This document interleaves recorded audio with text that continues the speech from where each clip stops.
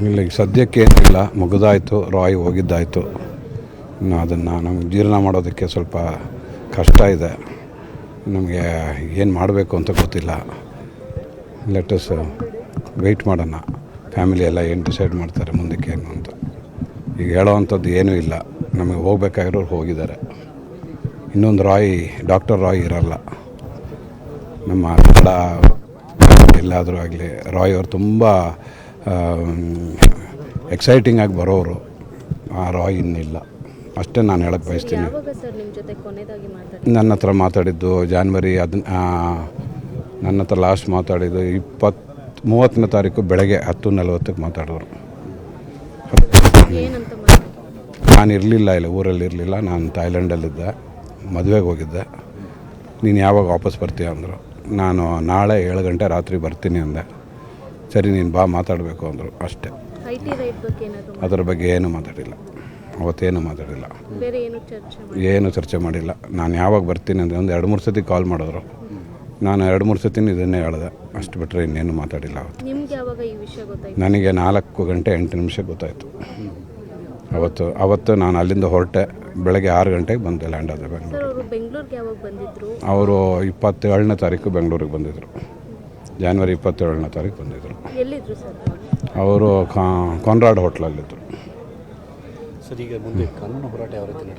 ಅದ್ರ ಬಗ್ಗೆ ನಾನು ಇವಾಗ ಏನು ಹೇಳೋಕ್ಕಾಗಲ್ಲ ರೀ. ನಾನು ಅದೇನು ಮಾತಾಡೋಕ್ಕೆ ಇಚ್ಛಿಸಲ್ಲ. ಅಲ್ಲ, ಅದೆಲ್ಲ ಕರೆಕ್ಟು ಇರ್ಬೋದು. ನಾನು ಈಗ ಅದ್ರ ಬಗ್ಗೆ ಏನು ಮಾತಾಡೋಕ್ಕೆ ತಯಾರಿಲ್ಲ, ರೆಡಿ ಇಲ್ಲ ಇವಾಗ. ನಾನು ನನಗೆ ಎಸ್ ಐ ಟಿಯಲ್ಲಿ ಏನಾಗುತ್ತೆ ಅಂತ ನೋಡೋಣ, ಅಷ್ಟೇ ಹೇಳೋದು, ಅಷ್ಟೇ. ಏನು ಮಾಡ್ತಾರೆ ಏನು ನೋಡೋಣ ಅಂತ.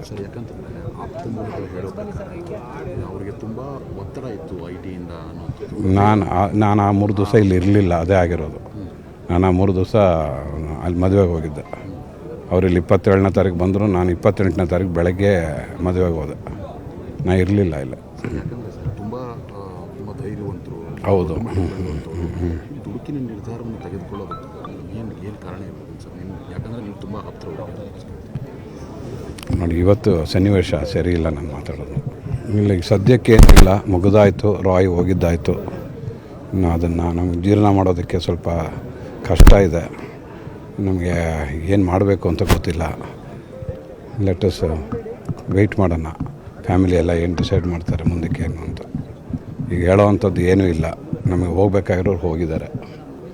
ಇನ್ನೊಂದು ಡಾಕ್ಟರ್ ರಾಯ್ ಇರಲ್ಲ ನಮ್ಮ ಕನ್ನಡ ಎಲ್ಲಾದರೂ ಆಗಲಿ. ರಾಯ್ ಅವರು ತುಂಬ ಎಕ್ಸೈಟಿಂಗಾಗಿ ಬರೋರು. ಆ ರಾಯ್ ಇನ್ನಿಲ್ಲ, ಅಷ್ಟೇ ನಾನು ಹೇಳಕ್ಕೆ ಬಯಸ್ತೀನಿ.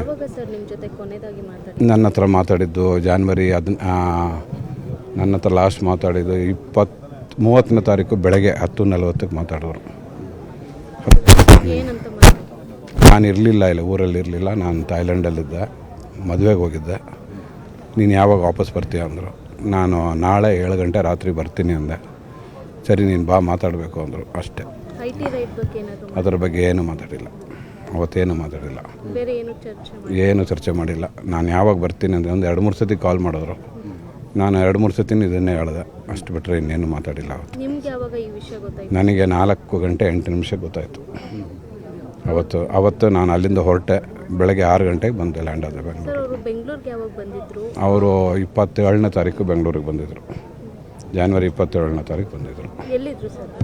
ಅವರು ಕಾನ್ರಾಡ್ ಹೋಟ್ಲಲ್ಲಿದ್ದರು. ಅದ್ರ ಬಗ್ಗೆ ನಾನು ಇವಾಗ ಏನು ಹೇಳೋಕ್ಕಾಗಲ್ಲ ರೀ. ನಾನು ಅದೇನು ಮಾತಾಡೋಕ್ಕೆ ಇಚ್ಛಿಸಲ್ಲ. ಅಲ್ಲ, ಅದೆಲ್ಲ ಕರೆಕ್ಟು ಇರ್ಬೋದು. ನಾನು ಈಗ ಅದ್ರ ಬಗ್ಗೆ ಏನು ಮಾತಾಡೋಕ್ಕೆ ತಯಾರಿಲ್ಲ, ರೆಡಿ ಇಲ್ಲ ಇವಾಗ. ನಾನು ನನಗೆ ಎಸ್ ಐ ಟಿಯಲ್ಲಿ ಏನಾಗುತ್ತೆ ಅಂತ ನೋಡೋಣ, ಅಷ್ಟೇ ಹೇಳೋದು, ಅಷ್ಟೇ. ಏನು ಮಾಡ್ತಾರೆ ಏನು ನೋಡೋಣ ಅಂತ.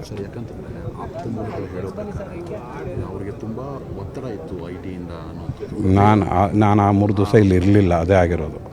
ನಾನು ಆ 3 ದಿವಸ ಅಲ್ಲಿ ಮದುವೆಗೆ ಹೋಗಿದ್ದೆ. ಅವರಿಲ್ಲಿ 27ನೇ ತಾರೀಕು ಬಂದರು, ನಾನು 28ನೇ ತಾರೀಕು ಬೆಳಗ್ಗೆ ಮದುವೆಗೆ ಹೋದೆ. ನಾನು ಇರಲಿಲ್ಲ ಇಲ್ಲ.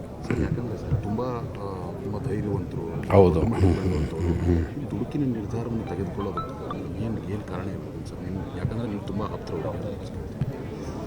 ನೋಡಿ ಇವತ್ತು ಸನ್ನಿವೇಶ ಸರಿ ಇಲ್ಲ ನಾನು ಮಾತಾಡೋದು. ನಿರ್ಭೀತ, ನಿಷ್ಪಕ್ಷಪಾತ, ವಿಶ್ವಾಸಾರ್ಹ ಸುದ್ದಿಗಳಿಗೆ ಮತ್ತೊಂದು ಹೆಸರಾಗಿರುವ News18 ಕನ್ನಡ ಈಗ ಆಪ್ನಲ್ಲೂ ಲಭ್ಯವಿದೆ. ದಯವಿಟ್ಟು ಇಲ್ಲಿರುವ QR ಕೋಡ್ ಅನ್ನು ಸ್ಕ್ಯಾನ್ ಮಾಡಿಕೊಂಡು ಆಪ್ ಡೌನ್ಲೋಡ್ ಮಾಡೋದಕ್ಕೆ ಮರಿಬೇಡಿ.